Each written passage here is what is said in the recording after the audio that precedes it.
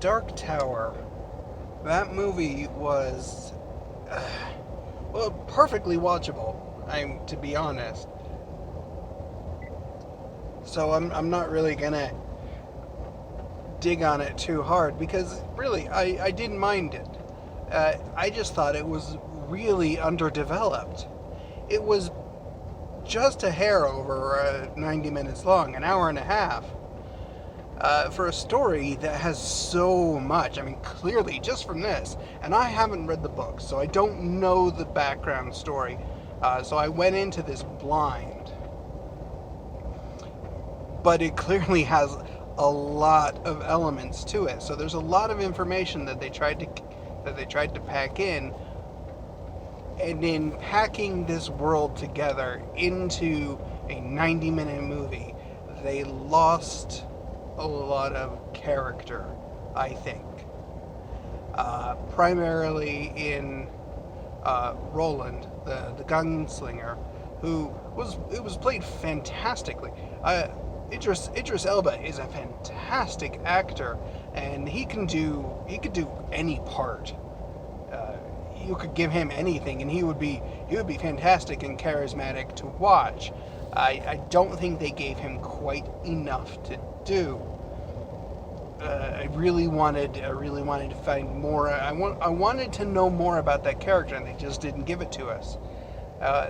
The overall story felt very skeletal, so that was disappointing. Disappointing is probably the best thing, the best description I can have for this film, for myself, not knowing it. Clearly, and from hearing from several of my friends who just walked out of that same theater, who have read the book or are fans of the book,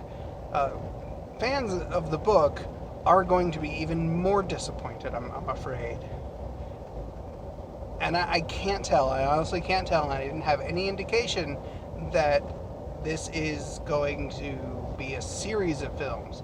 I think they're hoping or planning, but they definitely finished things off to a point where if there's not, it still feels complete.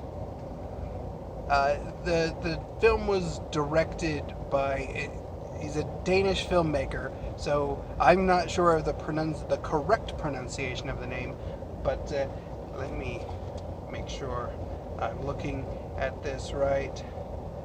Nikolaj Arcel, I believe.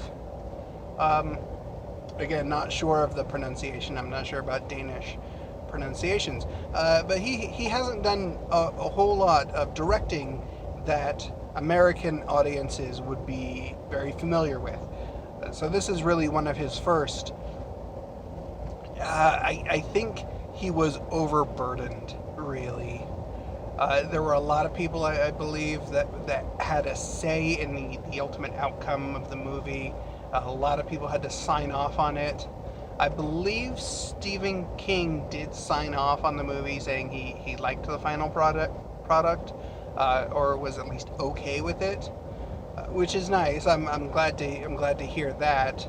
That he hopefully feels like what elements of his story, what portions of his story they put on screen, at least kept to the spirit of the story or of his books.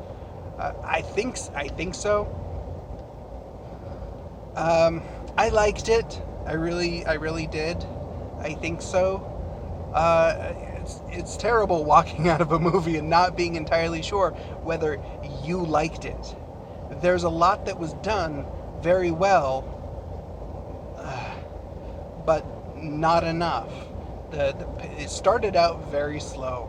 It took a good portion of time to get going, and for a movie so short, you don't have a lot of time to waste. There is no time to waste. And as soon as they did start picking up the story and things started to move, it felt like they were rolling through plot points too quickly, glossing over things that really needed some explanation.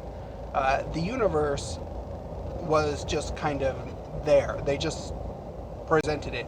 Here, oh yeah, there are multiple worlds and they're all connected through this dark tower, and that's it. No extra exposition really. We kind of got little bits of exposition as the story ran along, but not quite enough.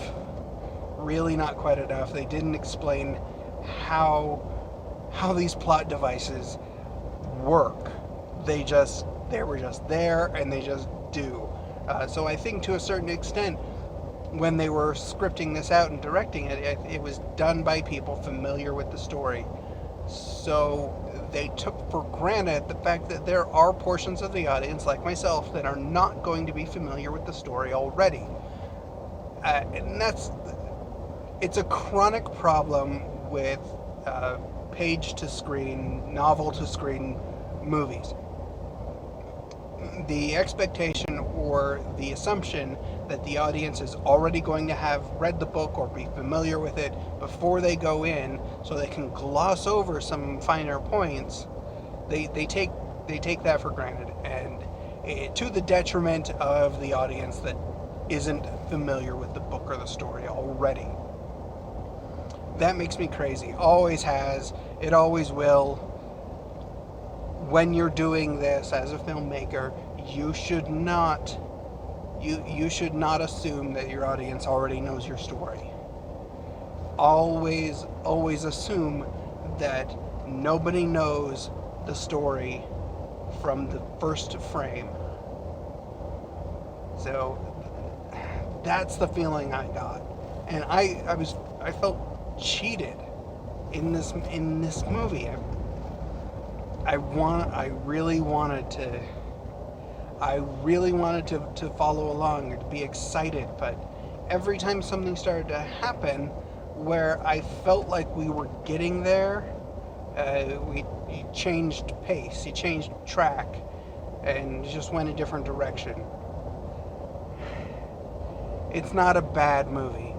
It's just a thoroughly underdeveloped movie, and it's disappointing. I'm really disappointed because I wanted to be entertained. Idris Elba was fantastic as the gunslinger. Matthew McConaughey was creepy, but I couldn't tell if it was creepy because the character was creepy or if it's just Matthew McConaughey and his shiny face. He was so shiny. What was going on with the makeup there, I wonder? Because he was shiny. He almost looked unhealthy. And that was a little kind of off-putting, but I guess it kind of worked for the character. But so shiny. He looked slippery.